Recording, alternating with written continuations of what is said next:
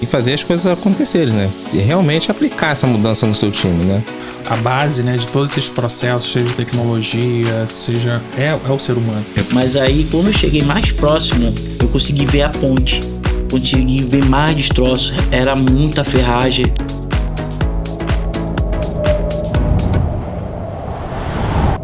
Olá, sejam muito bem-vindos ao podcast Valor Submerso. Eu sou o Júlio Hermes, fundador da GeoSoccer e apaixonado pelo desempenho de ativos.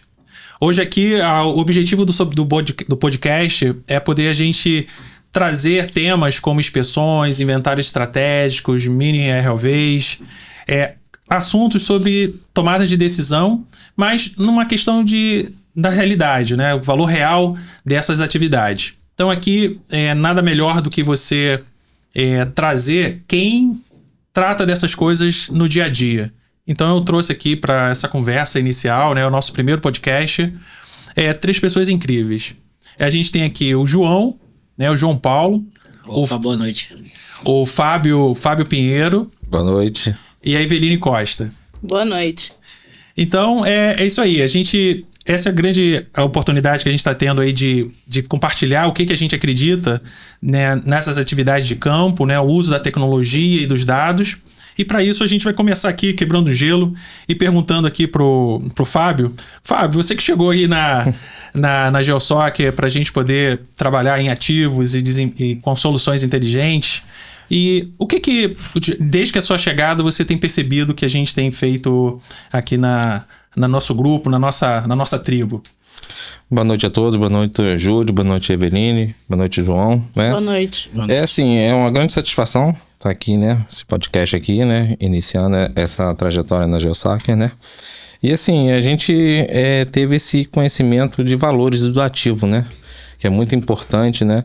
E assim, cada vez mais a gente vai aprendendo, né? Vai discutindo, vai vendo inovações no mercado, vai inovando também e acompanhando, né, essa trajetória aí. Ah, que legal, bacana. E próxima aí, João Paulo, e aí, cara? Você começou aí com a gente, né? Quando a gente pensou aí no primeiro projeto, primeira missão, que a gente tinha que fazer um trabalho de inventário, né? Numa grande empresa de energia. E a grande oportunidade era a gente tá indo a fazer uma aquisição de dados no campo e naquela oportunidade era uma coisa nova, assim, ó, a gente tinha que usar um aplicativo para poder coletar. E como é que foi aquele momento ali essa mudança em que você teria que começar a cuidar melhor dos dados e usar a tecnologia? Então, quando comecei, né, foi bom, né? No primeiro momento, né, saiu totalmente da minha área de conforto, né, que eu tinha, que era na parte de entregas, na outra empresa. Quando eu vim para a GeoSoccer, né, tive muita aprendizagem sobre como entregar os dados corretos para não ter dificuldade para a empresa que a gente trabalha, para parte a partir dos dados, né, de não ter dificuldade para a empresa que a gente prestou serviço. Ah, que bacana, né? Então e depois disso já teve várias outras... Aí depois no sangue, aí já foi no automático. Sim, foi bacana. E você, Eveline? Olha, você... a gente, né, viu que você, quando chegou, né, na empresa, já vinha aí com uma experiência na área de engenharia, na área de manutenção. E o grande objetivo era que nesse trabalho você começasse a ter contato com novas normas, como gestão de ativos. O projeto ficou como, né, uma função, né, de projetos de gestão de ativos. E aí vieram os grandes outras oportunidades, né, com os clientes em que, temos que fazer um trabalho de conciliação, fazer um trabalho de saneamento desses dados. E para você, nessa oportunidade, nessa mudança, né, de você ter chegado com a gente e ter com esse foco de qualidade de dados, de conversar, de poder aprender com eles, como é que foi esse seu contato? Foi bem desafiador, porque mesmo vindo de uma empresa de engenharia, eu trabalhava na área de engenharia dessa empresa, eu já estava acostumada com os processos e procedimentos, então já tinha uma forma de trabalhar e com outros tipos de dados. E quando foi para trabalhar para esse grande cliente e o desafio que foi gigantesco de conciliação e a gente virou noite, foi bem desafiador, mas ao mesmo tempo foi satisfatório, porque houve muito aprendizado, troca com o cliente e foi satisfatório, foi muito bom. Que bom. Bom, isso é só boas notícias por enquanto aqui conosco. Mas, Fábio, a gente falando agora sobre os inventários estratégicos aí, que é uma área que você conduz, eu queria te perguntar, o que mais complica na hora de fazer um inventário que ninguém vê, né? Porque aí a nossa proposta aqui no Valor Submerso é você sair dessa camada, né, que as pessoas só olham por cima, e tem casos que você tem que dar uma mergulhada aprofundada. Sim. E aí as principais pessoas que estão entrando em contato, né, com a gente, conhecendo, é que a gente quer formar novos mergulhadores. Uhum. Mergulhadores em várias áreas do conhecimento, que assim, é necessário mergulhar, e o mergulho ele tem que ser seguro, tem que ir com alguém. Então, para você, o que na parte do inventário, com coisas que ninguém vê e você consegue perceber aí com a tua experiência? O inventário de estoque, né, de ativos, né, ele é um complemento de uma gestão de estoque, né? Então, assim, você precisa ter uma boa gestão de estoque para você ter um bom inventário, para você cuidar do seu ativo, né? Então, assim, tem vários fatores, né, que a gente precisa, a importância do inventário, né, que faz, né? Então, assim, é um elo, né? Então, referente ao inventário, você vai mexer com finanças, vai mexer com a gestão de estoque, vai mexer com compras, então, com giro, com a entrega, né? Então, assim, são vários fatores, né? Em muitas empresas, infelizmente, ainda não tem essa cultura do inventário, né? Então, é isso que as empresas precisam ter essa atenção, porque isso mexe com tudo. Sim. Isso mexe com o orçamento da empresa, né? Se você tem uma praticidade de um inventário, né, seja rotativo, seja geral, seja por curva, né, você tem a acuracidade daquele material, daqueles itens, né? Então, assim, isso vai chegar lá na ponta, na entrega, né? E quais são os erros mais comuns que você identifica na gestão do estoque aí nessas grandes empresas? Então, justamente é essa falta de um comprometimento maior com o inventário, né? Porque um inventário rotativo, né? Que a gente chama de inventário por curva também, né? Curva A, curva B, curva C. E a gente precisa ter essa prática, né? Com um cronograma, com pessoas dedicadas a fazer esse inventário, né? Para que possa mostrar esse resultado, né, na prática lá, para saber se de repente um produto que é curva B, mas agora ele é curva A, tem uma alta rotatividade, né? Então, essa prática precisa ser mais comum nas empresas, né, hoje. Sim, e quais são as dicas que você daria para as pessoas, né, para os profissionais que sabe que existe o almoxarifado, sabe que existe uma atividade de inventário em alguns momentos dentro da empresa, e quais dicas que você dá para as pessoas que estão envolvidas aí com a questão da gestão do estoque ou do próprio inventário? Então, a dica é realizar esse inventário com uma praticidade maior, né? Ter essa prática, essa cultura de inventário, tanto geral como rotativo nas empresas, né? Reunir o seu time, qualificar o seu time, né? Investir em tecnologia, né? Isso é muito importante. E assim, e fazer a gestão de estoque, né? Que esse é um fator o inventário é uma gestão de estoque, né? E aí quando você diz assim, agora tá tudo redondo, que situação é essa que você fala, poxa, aqui tá redondo, a coisa tá acontecendo, a maturidade desse controle tá ok? Isso é o resultado do inventário, né? Agora tá redondo, em que nível? Quais são as informações? Se ele tá redondo é porque o inventário tá dando certo, a equipe tá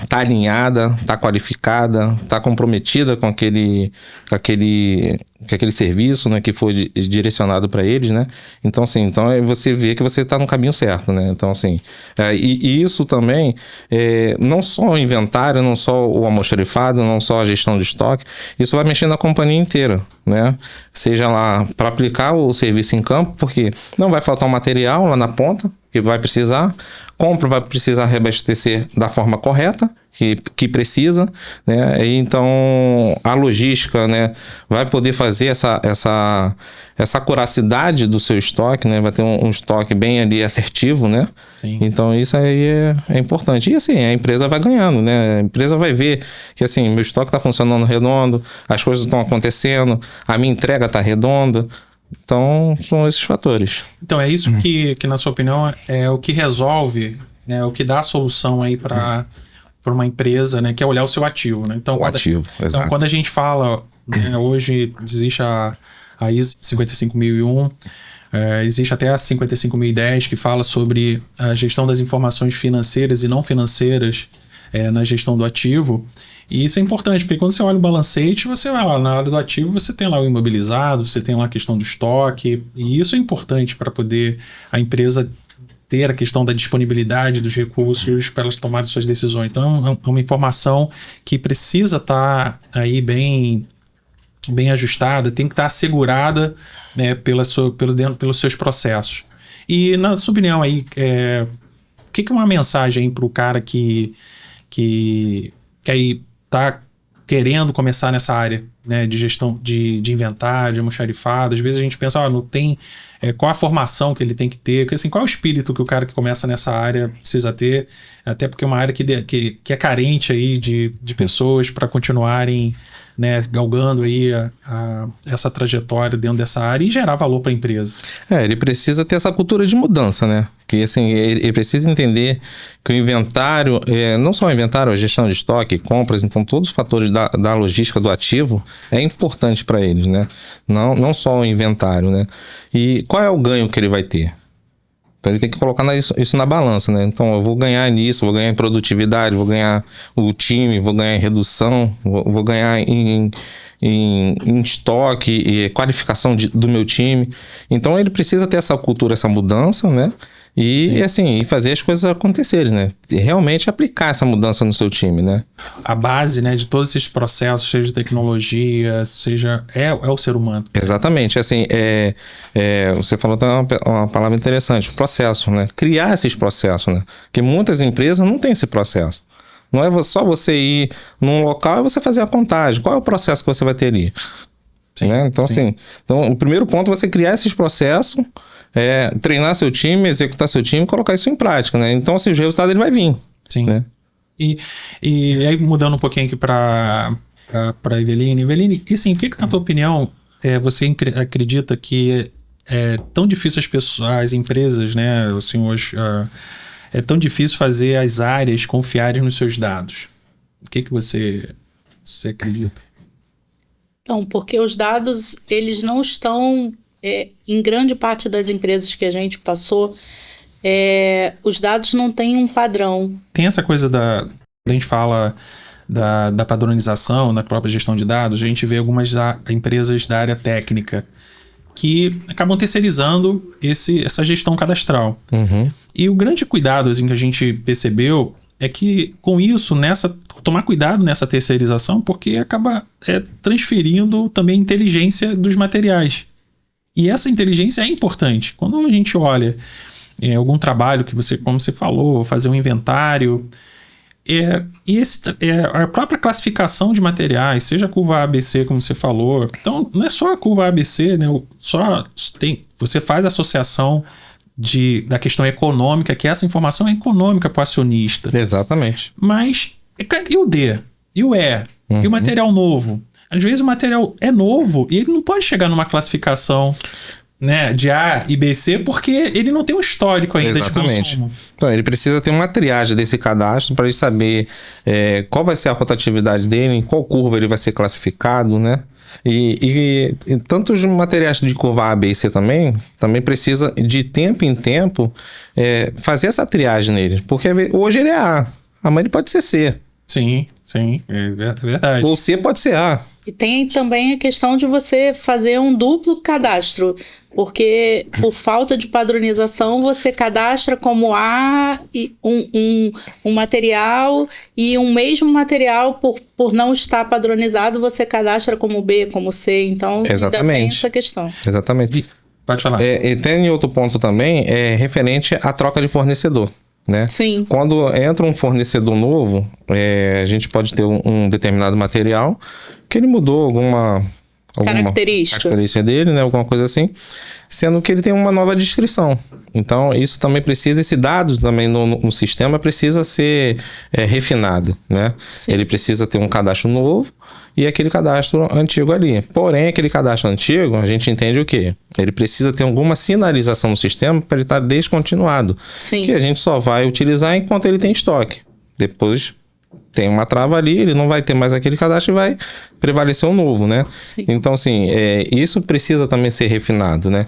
Muitas empresas só vai adicionando os cadastros e vai enchendo aquele cadastro, aquele banco de dados dos materiais ali. Vai ter uma hora que você não consegue mais limpar, né? Não, e tem uma coisa importante, que é a questão da... Como é que você cria esse padrão? Então, Eveline, você tem a questão também de ter algumas regras, né? E fala assim um pouquinho dessas regras que você pode, no caso dessa padronização, ser definida, porque até para automatizar esse algoritmo tem que sair do ser humano, né? Da inteligência humana, e aquela que faz sentido para aquela empresa. Então, fala um pouquinho aí de que possíveis regras podem ser aplicadas aí nessa padronização. Então, a gente utiliza muito nas empresas, quando a gente vai fazer essa questão de saneamento de dados, de cadastro de materiais, sobre PDM, que é o padrão de descrição de material. E ele tem uma regra, ele não é rígido, porém tem umas regras básicas que precisam ser colocadas em práticas para que o cadastro seja um único para a empresa. Até de novos materiais que estão entrando, quanto os que já existem que precisam ser saneados. Exemplos de regra: não usar acentuação, C cedilha, ponto final. Então, tem uma gama aí de regras que a gente utiliza para poder fazer esse saneamento e os dados ficarem num padrão aceitável. E você falou aí que quando você pegou alguns projetos, você falou, tem que... o engajamento é necessário e a concentração também é importante.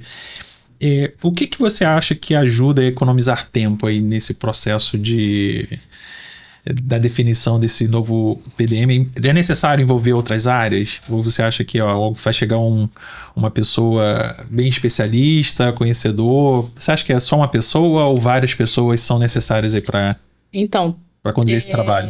A gente precisa de um setor, vamos chamar assim, para poder ter esse gerenciamento dos dados. E não é só uma área de engenharia, alguém de contabilidade, alguém de... Suprimento. Sim, então a gente precisa... Funciona. Sim, funciona. A gente precisa de indivíduos de setores diferentes trabalhando em prol de um mesmo objetivo, que é o padrão e o saneamento dos dados. E qual o momento assim que você mais se orgulha aí dessa etapa aí, desde o início da demanda? Qual é o momento que você se orgulha desse seu trabalho com dados? Olha, hoje a IA veio para poder ajudar muito. Naqueles tempos, né, Eveline, daquela empresa que a gente fez. Sim. Aí... Não, e é interessante a gente falar para nossa audiência, né, que está chegando aí, para conhecendo a gente. Eu sou economista, né? Então, poxa, trabalho na área técnica e tal. A gente começou com o capitalismo mercantil, né? Então a gente trocava coisas. Então a gente trocava açúcar, trocava café, trocava por outras coisas. Depois a gente passou para um capitalismo industrial. Então começou assim aquela produção em massa de coisas da fabricação. Então você conseguia o varejo, ganhou grande espaço disso. A gente entrou no capitalismo financeiro, dentro dessa grande era dos acionistas que a gente viveu aí, está vivendo ainda essa era. Mas essa era de acionista, ela começa a se né, criar uma junção com uma outra era digital. E aí o capitalismo mudou, né? Está mudando para o capitalismo dos dados. Então, acho que a gente está querendo aí passar, né, para essas novas pessoas, esses novos mergulhadores que a gente está convidando aí para se juntar a gente, né? É isso, é dar valor a esse oceano de dados, que é da importância que a gente tem nisso. E aí agora, levando aí pro João, para ele conversar um pouco. Quer dizer, tudo que a gente começou, né? Quer dizer, quando a gente começou com esse trabalho com os mini ROVs, foi justamente por causa disso. A gente chegou lá, né? A gente começou, estava num cliente, numa embarcação, fazendo inspeção. Então a gente chegou lá com o aplicativo. Então a gente chegou lá no Convés, na praça de máquinas, com o aplicativo para fazer a inspeção de condições. E aí eu cheguei para um supervisor, né? Supervisor lá de manutenção. Eu falei, cara, tô aqui no barco, bem bacana essa experiência, mas como é que você faz a inspeção debaixo d'água? E aí ele falou, a gente faz a inspeção com o mergulhador. E a gente falou, poxa, que legal, assim, então como é que ele faz? Então ele começou a explicar como é que faz essa inspeção, mas ele também explicou a grande processo de segurança que isso envolve, a quantidade de pessoas. Então é um processo, um protocolo bem rígido. Bem rígido. E a gente falou, cara, e se tivesse uma tecnologia que pudesse fazer essa aquisição de dados? Poxa, pra gente ia ser muito bom. Então, foi a partir desse gatilho, dessa necessidade, né, dessa demanda que a gente foi buscar e a gente conseguiu aí encontrar os mini ROVs, né, que são os veículos operados remotamente, ou os drones subaquáticos, para poder fazer essa aquisição de dados através ou das câmeras ou através dos sensores especializados, os instrumentos para fazer essa aquisição. E aí, João, e nesse caso, como é que foi essa experiência aí do primeiro contato aí no dia a dia com esses robôs para fazer a aquisição dos dados? Bom que nesse começo que você falou aí, que foi a pergunta, né, com o técnico de máquina lá, eu não estava nesse primeiro momento, né, que foi com aquele primeiro nosso ROV, né, que foi o P3. Eu não pilotei ele, eu não posso dizer como foi, mas quando veio a parte do V6, mudou muito, né? Que foi uma expectativa que a gente teve, né? Que a gente ia acontecer, né? Que fazia todos os requisitos que ia ser preciso, que está sendo preciso agora, né? Que está sendo melhor agora pra gente. No primeiro momento, né? Quando eu comecei, era um desafio que as nossas águas aqui no Brasil, né? Que é alguns lugares, a gente acha que nas Bahias, né? Vamos dizer assim, nas Bahias, porque tem lugares no Brasil que a água é excelente, mas como nossos portos é muito, muito sujo ainda. Sim. Então, o meu treinamento quando foi em Angra, foi uma beleza, via quilômetros a imagem, né? Aí quando chega na realidade, quando a gente foi para a realidade mesmo, a gente tinha 1 palmo de visibilidade. Não, existia também até que quando a gente ainda não tinha feito uma inspeção na Baía de Guanabara. Não. Não vai dar na Baía de Guanabara, não vai dar. E até que a gente mergulhou e falou assim, dá pra fazer. Dá pra fazer. Eu tinha isso na cabeça, né? A gente nunca tinha mergulhado. A gente mergulhou uma vez de teste numa ponte, né? Aqui no Rio. Tinha uma correnteza, a gente pegou uma correnteza muito forte, daí a gente falou, não vai dar. Vai ser complicado. E a visibilidade nenhuma, muito baixa, 1 palmo, não tinha quando aumentava a iluminação, ofuscava com a lente, né? Mas a gente aí o meu primeiro mergulho lá em Vitória foi muito... Foi meu primeiro batismo, né? Meu batismo foi muito bom, assim, mas me tremendo, assim, com medo de acontecer alguma coisa errada, que foi a minha primeira vez, né?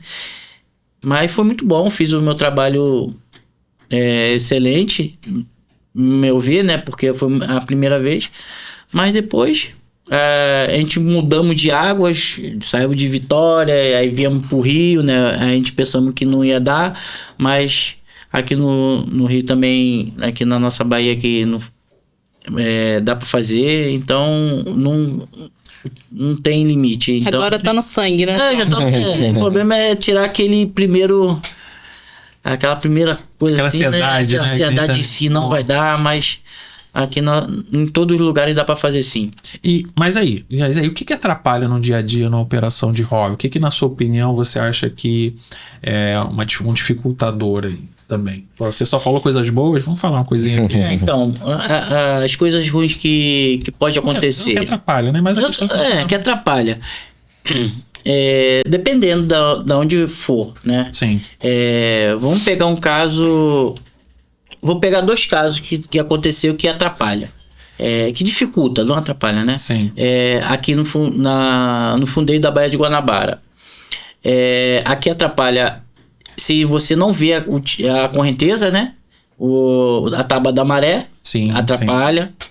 Atrapalha bastante. Que tem a questão de a correnteza e tem o vento. Se você não pegar uma janela boa, Sim. você tem uma dificuldade para fazer. Que tem a correnteza, aí tem a visibilidade. Então você tem que pegar uma janela boa e ficar sempre de olho na tábua da maré e para você fazer sua inspeção. Outro caso foi em Santos, né? Que a gente foi fazer uma inspeção em Santos e teve um desencontro lá com o cliente lá com o pessoal do porto. Então veio a polícia portuária e não deixou a gente fazer. Então tem que deixar bem alinhado com todos os A comunicação tem que ser clara, né? Tem que ser clara, porque dificultou nosso trabalho. Dificultou não teve o trabalho, porque eles não deixaram. Então foi encerrado o trabalho ali e deixado pro outro dia. Então isso, Sim. Nesse caso, é ruim, né? Não ter um alinhamento com todos os órgãos competentes ali daquele setor, porque é custo, né? Tudo é um custo. Sim, então, foi adiado, então foi uma cena assim, uma coisa que não poderia acontecer. Sim, é o protocolo, né, de você conseguir até isso. A gente orienta muito aí os nossos clientes, as pessoas que estão envolvidas, que é fazer essa preparação para que do mergulho. Não quer dizer que é com robô que você vai deixar os protocolos de segurança, de comunicação, a própria permissão de trabalho, a APR, que é a análise preliminar de risco, deixar todo mundo envolvido, para que na operação ela seja aquela melhor experiência humana, né? Que seja segura, que dê resultado. Então a gente está falando aí de valores expressivos, né? A gente está falando de ativos críticos, que é uma área que a gente atua. E agora, te perguntar uma outra coisa, João. O que você teve uma operação que você achou que era impossível, mas que na verdade você chegou ali, poxa, mas conseguiu fazer a diferença e conseguiu fazer a operação? Alguma coisa que você achou que era difícil, mas com o hobby, com a situação foi... Eu posso falar da nossa viagem, né, que a gente teve recentemente pro Maranhão, ali no Estreito, né?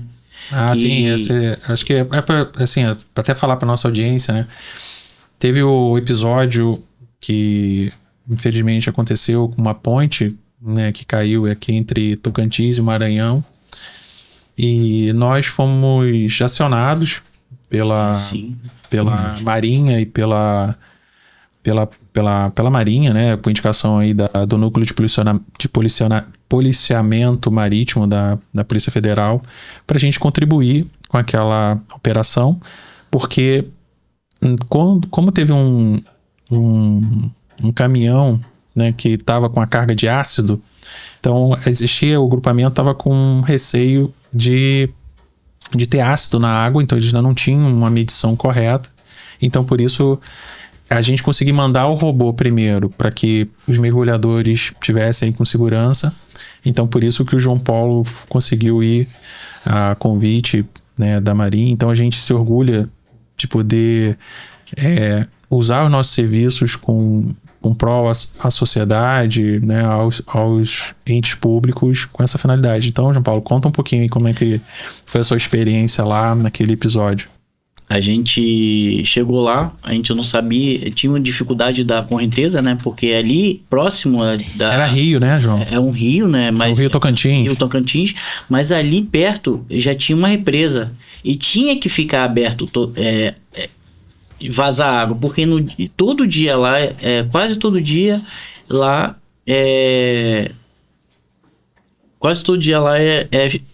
chove. Então, você chovendo muito ali, não pode ficar fechado, as comportas tem que abrir. Sim. E foi logo ali que aconteceu o desastre. Meu maior dificuldade, ali foi ter um pouco de medo, né? Porque era um cenário de desastre. Sim. E eu tinha tinha destroços também sim, mas um clima também.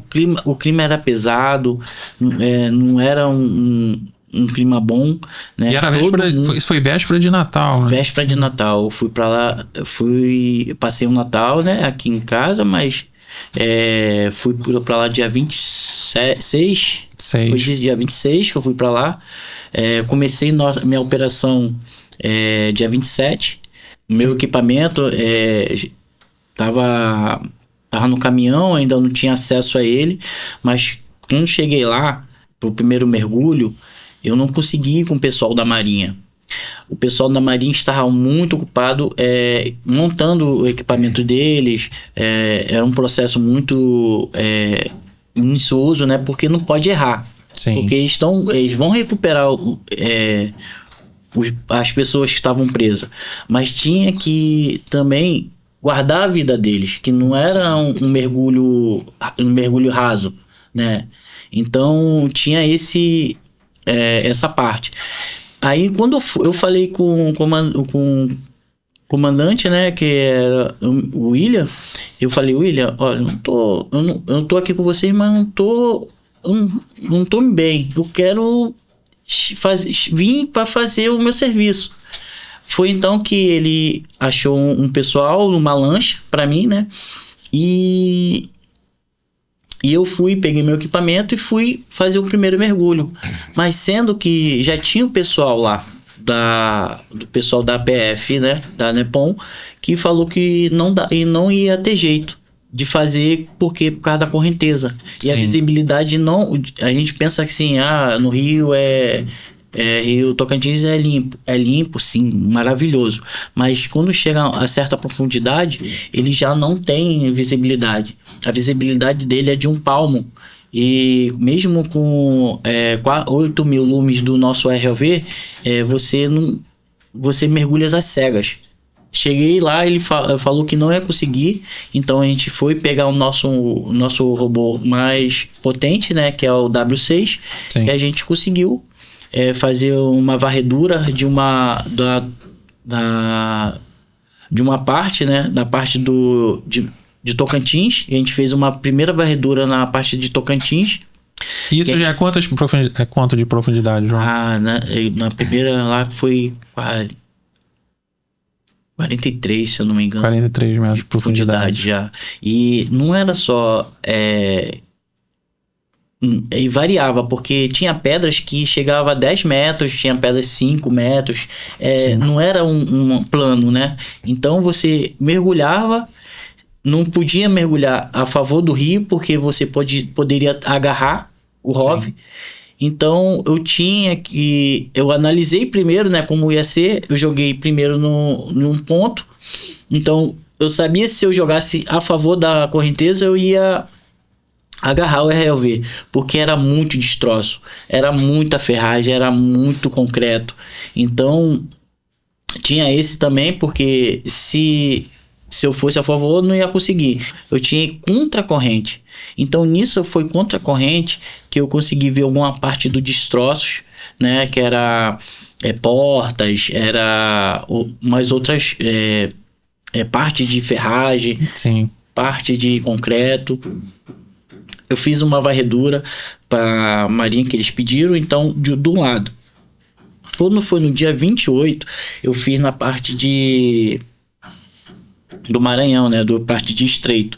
Sim. Então, nessa parte de Estreito tava mais tranquilo. Mas aí, quando eu cheguei mais próximo, eu consegui ver a ponte. Consegui ver mais destroços. Era muita ferragem, era muito destroço. Numa parte, quando você sobe, isso já estava a 45 metros de profundidade. Porque o lado de Maranhão é mais fundo do que o lado do Tocantins. Então, nessa parte, eu consegui ainda ver uma roda de um veículo. Eu sinalizei o pessoal do bombeiro.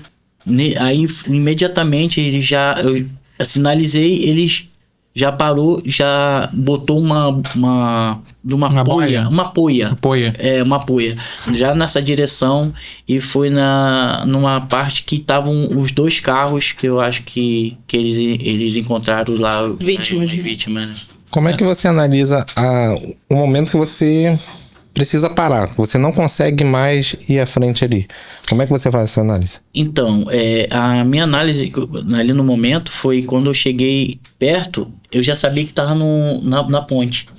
Nisso que eu estava na ponte, eu parei e fui subindo, porque num desenho que eu vi, a ponte ela caiu. Eles tinham um mapa, alguma coisa? Eu olhei primeiro. Eles já tinham desenhado um croquis? O pessoal da Nepom mesmo que me falou como caiu, e nesse análise, como ele na nossa conversa, eu falei como ia atuar. Então, sim.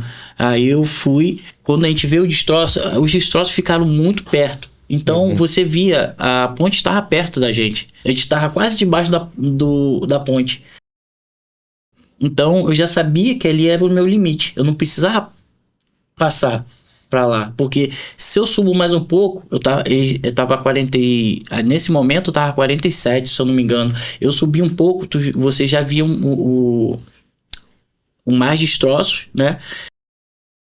Os veículos. Tá, então se você sobe mais um pouco, qual era o seu risco ali? O meu risco era de sair, né? Porque se você sobe mais um pouco, a correnteza leva. O RLV, mesmo sendo ele ser potente, em rio, o rio é mais potente. A correnteza é mais forte, bem mais forte. Ele leva a ponto do cabo se romper?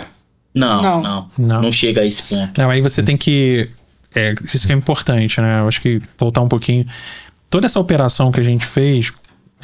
a Marinha era responsável sobre os dados, então a gente não ficou com nenhum dado dessa operação, ficou com a Marinha. A importância do trabalho em conjunto, então a operação com a RLV precisa de ter uma segunda pessoa ou terceira pessoa junto com... Eu nunca fiz nada sem sozinho. Autorização do pessoal da Marinha e o pessoal da Nepom, porque era eles que eram o responsável do resgate. E como que é o acompanhamento deles? Então, eles tinham sonar, né? Um barco da Marinha estava com sonar, e o comandante sempre passava de jet, e orientava, mas ele, já no primeiro momento, na hora de chegada lá, ele já me orientava do que eu tinha que fazer. O pessoal da Nepom também eles já tinham falado do pessoal da Nepom, e como eu estava atuando com o pessoal da Nepom, eles já sabia, e a gente já fazia já o que eles... Mas ele ia acompanhando os seus dados ali na hora, no momento? Não. Eles já faziam o serviço deles de resgate. Eles já estavam em outra parte. Mas não acompanhavam ao mesmo tempo que você? Não. Eu passava para eles no final do dia. Se eu visse alguma coisa, como eu vi, eu falava... na hora. Na hora. Ali sinalizava e eles iam na hora. Foi o que aconteceu quando o que ele viu, que botou apoio, que já estava próximo. E João, isso é uma coisa que a gente tá, né, assim, sempre fala. O ator principal, né, de toda essa operação é o ser humano, né? Então a gente tinha um clima, né, que o desastre, uma coisa que afeta o país inteiro, o mundo noticiou sobre esse processo. E todos ali, né, comovidos com a operação de recuperar, né, as pessoas, famílias. Acho que você comentou muito comigo como estava o clima, as famílias procurando. A gente, quando a gente está... O que é o mais assim, gratificante aí, pegando uma carona dessa pergunta para você, é o fato de você ser útil, ter valor útil para a operação, para usar a tecnologia, você se colocar ali para fazer um bem comum, sem buscar retorno nenhum. Então, Isso é importante, mas assim, o ator principal é o ser humano. Mais que a tecnologia venha, você precisa de trabalhar em equipe, né? De trabalhar o pessoal do NEPOM, né? A gente teve a oportunidade de ter o Aldemar, que é o piloto que a gente participou, a gente conheceu, que ele foi uma das pessoas que a gente treinou aqui conosco. A gente formou a primeira turma de pilotos de Mini ROV, né? Da Polícia Federal, aí, do agrupamento do NEPOM. E teve lá ajudando e entendia como é que era a operação. E é uma operação de risco, né? Não é, né, você descer a 43 metros, ter correnteza, respeitar o protocolo. Então, essa coisa que a gente falou, né, de respeitar a permissão de trabalho, o que a gente vai fazer, qual é o risco, é obedecer.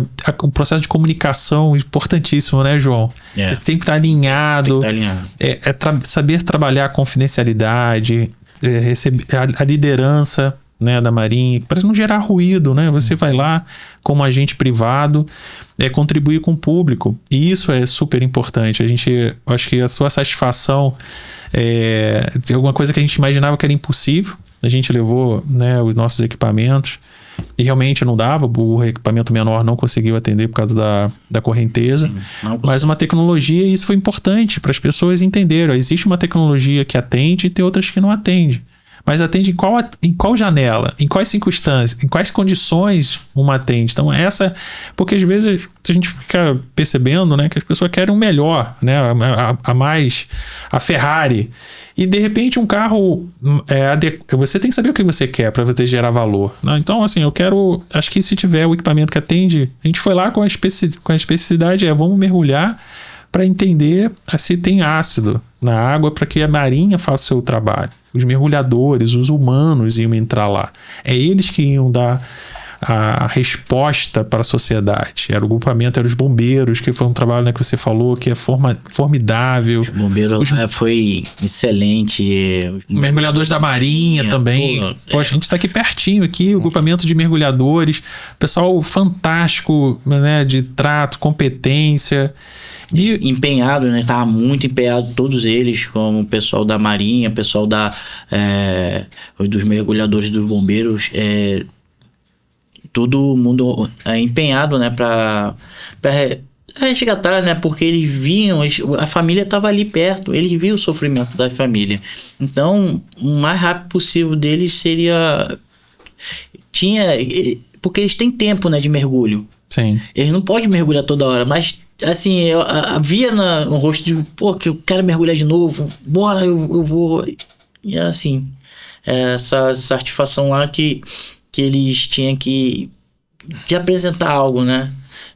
Sim, e assim, foi até uma coisa interessante, né? Você teve um caso que passou no Fantástico. Sim. E o pessoal comentou contigo, Júlia, acho que eu vi você lá, né, o João? Tá famoso.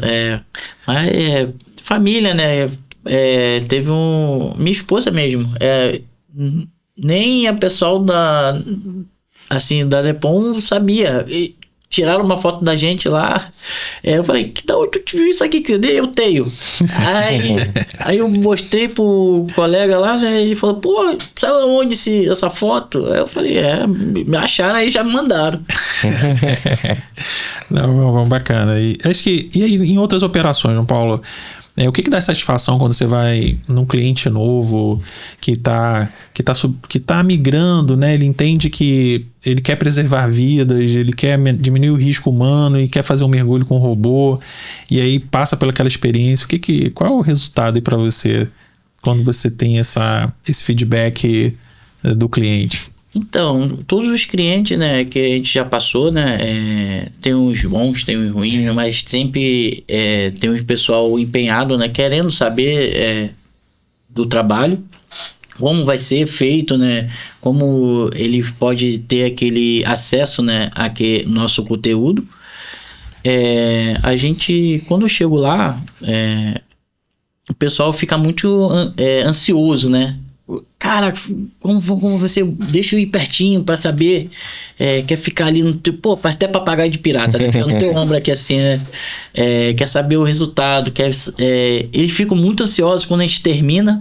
Sim. Querendo saber logo o resultado, mas sendo que fora aquela operação que a gente vai e faz, né? Tem um pós, tem Tem a mineração dos assim, dados. que não é só aquilo. Tem o pós, tem após a inspeção. Tem todo um processo, né, que a gente tem, né? Mas quando a gente chega lá, eles falam assim, é bem gratificante porque eles veem o resultado depois, né? Que vê as imagens. Quando vê as imagens, a pessoal, né, da plataforma mesmo, né? Que não sabia o que tinha debaixo lá, que debaixo do que eles... Da estrutura. né? E quando eles chegam, eles veem a imagem, eles já falam, poxa, então é isso. A gente não tem, às vezes, essa imagem, não sabe como é lá embaixo. Então eles ficam sempre com aquele pensamento positivo, que vai ser uma coisa boa, e quando a gente entrega, eles vê, né?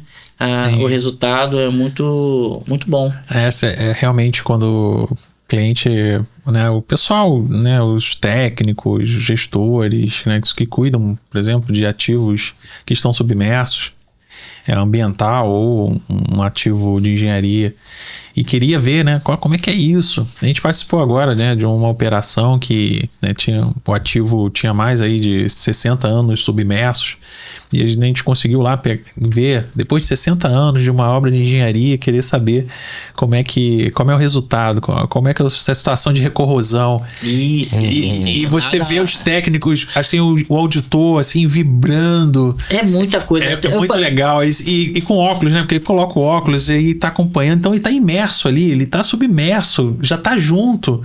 E cara, é muito interessante. Pra você ver, eu tava tentando procurar um caso, lembrar um caso, eu já tenho um recente, eu não lembrava. Que foi lá da barragem, né? Sim, sim. Que o pessoal tava ansioso, né? Pra saber o que tinha lá, As condições, como é que tinha alguma falha, uma fissura. Sim. E o pessoal, quando a gente faz o serviço, né? Quando a gente entra, porra, aquilo ali pra mim foi a primeira vez, né? Também. É uma inovação, né? Um momento de inovação ali. Sim, eu nunca imaginava. Pra mim era só parte de navio, de plataforma. Mas foi essa parte de verificar dentro de um duto. A gente sempre imaginava, né? Sim. A gente simulava como seria. Então, tem essa parte também. Não é só mar. A gente pode atuar em qualquer lugar. Mas já foi feito em espaço confinado também, né? Não é similar? Então, não. Porque o espaço confinado, como você diz, é na parte de tanque de lastro. Então, mas a gente foi teste. O que eu fiz foi teste. Foi um teste que a gente fez, foi eu e o Júlio, né? Sim. Lá na ilha. Foi um teste. Então a gente nunca tinha feito. Mas ali a água era boa. Água parada. Cristalina. Cristalina, não tinha. Ali já na barragem já não era barrenta. Não tinha correnteza. Mas tinha a dificuldade que você desce 15 metros e entra por dentro de um duto. Aí nessa que você entra dentro de um duto, você tem que fazer uma vistoria de todos as bordas. A questão é o sair depois desse duto, né? Mas aí que eu não tava muito preocupado. Porque, sabe por quê? Porque eu já tinha... Você tem que fazer a análise da entrada. Sim. De como vai entrar. Você faz a análise. Não tem nada que vai romper o cabo. Então, você não vai precisar... Não tem aquela preocupação. De nada. Então você entra. Para voltar com a experiência que com o tempo a gente vai adquirindo, você vai puxando, igual que a gente faz. A gente não precisa... vai com a RLV com 100%, vai fazendo a vistoria 100% das bordas e em cima, lá nas laterais, e vai seguindo. Na volta, foi mais simples, porque eu não fiz quase esforço nenhum. Só inclinar o RLV, a pessoa que tem que ter uma segunda pessoa, que isso aí não pode abrir mão de uma segunda pessoa, até de uma terceira também, mas é necessidade de ter uma segunda que ele vai só puxando devagar. E nisso economiza a bateria, que consome, né, do ROV, e você vai puxando o cabo. Mas para isso acontecer, você tem que fazer primeiro uma vistoria na entrada do duto. Então ali foi muito gratificante, porque a equipe que estava lá com a gente, que pediu o serviço, né? Então gostou muito do serviço. Eu creio que ele ainda deve falar ainda muito com a gente aí ainda, mas o resultado foi excelente, que ele não esperava aquilo, que acho que nenhuma outra equipe, né? É questão de também oportunidade, né? A gente vem falando e vem apresentando, porque é um processo de inovação. Então também tem muito risco. Sim. Então, eu acho que também um fator decisivo foi da forma que a gente apresentou, de forma aberta, as possibilidades. A gente não saiu querer fazendo o trabalho. A gente foi construindo essa informação, que é muito importante isso, quando a gente fala de valor, né? O que está por baixo dessa operação? Talvez a pessoa quer o resultado. Já a foto bacana, 4K, já quer isso. Mas qual é a construção disso? Qual é o risco? Qual é o risco? E compartilhar. Teve uma situação lá que a gente teve que compartilhar. Mas, João, a gente já está avançando aqui bastante aí com essa nossa primeiro episódio. E a última rodada eu queria compartilhar com vocês. Esse é um projeto, né? O projeto Valor Submerso. E onde a gente fala, né? Onde a inteligência encontra os ativos invisíveis. Seja não só na água, mas fora de todos os processos, como a gente está falando. Fábio, e você? O que né, para você, quando você olha ali onde a inteligência encontra os ativos invisíveis, o que isso é bom para o restante da nossa equipe, para os nossos clientes? Assim, fala aí um pouquinho, rapidinho aí, o que você entende que isso seja bom aí para a gente apresentar aí para nossa comunidade, para a audiência, para os novos mergulhadores que estão chegando aí nesse nosso grande projeto. Então, o nosso valor é o ativo, né? Então, assim, a gente, que nem eu falei atrás, né? A gente precisa ter essa cultura do ativo, né? E, assim, criar os processos, né? Os processos, junto agora com a tecnologia, adquirindo mais conhecimento, né, e melhorando os processos, né? Então isso a gente logo a gente vê os resultados, né? Não só você contratou um serviço aí, seja aí dessa parte do aquática aí ou do de inventário rotativo e tal, você não vai ver o resultado agora. Então assim, isso é uma construção, né? A gente vai construir um processo, vai fazer ele toda a cadência dele para que você tenha esse resultado. Você não contratou, você não vai ver o resultado agora. Você vai ver esse resultado. Mas assim, para isso tem que ter um esforço, tem que ter um planejamento, tem que ter uma estratégia e tem que ter uma execução. Sim. Bem feita. Aí você vai ver o resultado. Legal. Valeu, Fábio. E você, Eveline, quando a gente vive em projetos de inovação, P&D, pesquisa e desenvolvimento, a gente sempre busca aí fazer uma oferta interessante, atender nossos clientes, mas a gente chegou agora com esse novo projeto, né? Valor Submerso. O nome inicialmente foi um nome legal, né? Que junta todas as nossas iniciativas, a nossa trajetória. E aí a gente fala, olha, onde a inteligência encontra os ativos invisíveis. E para você, o que esse bastidor, né? A gente quer mostrar aí, antes de chamar uma grande personalidade, a gente quer falar, a gente quer se mostrar. Você estava toda nervosa quando você chegou aqui, olha, não. E aí o Flavinho ajudou a gente, aí te empurrou aqui para essa conversa, para essa mesa aqui. É um ambiente seguro, um ambiente de boa energia. Então, assim, o que você acha aí? O que é a tua opinião aí? Então, Mariluca, o que as pessoas podem te conhecer e você que possa... O que isso surgiu, né, te passou pela sua cabeça aí, né, no primeiro momento que você conheceu esse novo projeto? Então, quando a gente fala de ativos, não são só os ativos físicos, a gente não pode deixar de lado o ativo humano, e que é muito importante. Por mais que, como eu falei antes, a gente tem passado a utilizar a IA, nós temos os robôs, mas não é só isso. E o ser humano? Eles não podem ficar de lado, eles também precisam ser ensinados, assim como, por exemplo, no padrão de descrição, a gente não só monta e fala, toma, faz. Não, vem cá, vamos fazer juntos. Exato. É dessa forma. É isso aí. Então a gente não pode esquecer que é o principal de lado. Então, É o ser humano, né? Porque sim. assim, não adianta a gente avançar. Sim. Passar o trator, não adianta a gente ser workaholic, a gente tem que levar as pessoas. E eu acho que é o que a gente se propõe, né? Que sempre eu falei isso. Eu fiquei apaixonado pelo tema ativos, eu estava dentro de uma empresa de engenharia e o retorno sobre ativo, tá? A gente pode olhar do lado econômico, mas na medida que a gente garante a confiabilidade, a usabilidade, a manutenção, a gente tem a melhor experiência humana. Então o Elon Musk, por exemplo, né, mandar um foguete, e é um processo de confiabilidade enorme, ativo, mas a minha preocupação, o ser humano tem um papel fundamental de estar lá, né, projetando, testando, e é importante que levar as pessoas, principalmente nesse momento a gente tem IAs, a gente tem a robótica que está dentro das nossas atividades, mas o ator principal é o ser humano, e por isso que a gente tá querendo resgatar esses valores aí, mas obrigado, Eveline, aí pela sua visão e João Paulo, cara, e aí você, quando você olhou ali, poxa, um novo projeto, uma nova iniciativa, e comunicação, a gente até começou a ser... mergulhar, né? Eu vi isso ontem, né? Que você mandou pra gente. Um desafio, né? Porque o ativo, né? Invisível. Tem muitas coisas.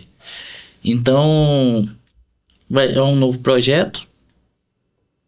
Eu não tenho muita coisa pra falar dele, mas, assim, da minha parte, vai ser bom.